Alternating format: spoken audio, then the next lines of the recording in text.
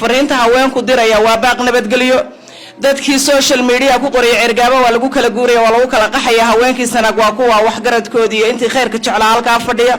inta kale oo naga maqana waxaan u gaarsiinanaa fariin wacyi gelineed inaan reer sanaa kala maarmin inay reer sanaaga hel yihiin inay dhasheed yihiin inaan cid kala qaybin kartaa jirin qofka sanaa ku noolaan kari waayo cuffi kula noolaan kari waaya cid kale u tagana kuma noolaanayo taan niyada ha loo sheego inaga alla iskeen baday inaga is ah inaga ehela hadaynu nabad ku wada noolaan kari weyno colaadna wax ka tari mayno qofka nabadda waxba ka tari waaye colaada iyo curfigana run hadii la isu sheegayo waxba kama tarayo laakiin qofka nabadgelyada wax ka taraya oo khayrka faafinayo oo ummadda isu soo dhaweynaya ayaa nabadgelyada iyo wanaagana wax ka taraya guryaheena weynay noqdaan guryo khayrka lagu faafiyo guryo caruurta qabiyaalada lagaga reebo guryo islaamnimada lagu muujiyo guryo khayrka mooyana sharka lagaga shaqeyn war guriga khayrka lagaga shaqeeya guryaha waa ka qurux badan yahay guriga qabiyaalada iyo curfiga iyo cunsuriyadu ka soo baxdo maalin walba dhibaato maxaad la gaadha aan ka waantowno wanaaga aan ka shaqeyno cid kasta oo gobolka Sanaag colaadi haysato haday ceelaf weyn tahay iyo haday tashalay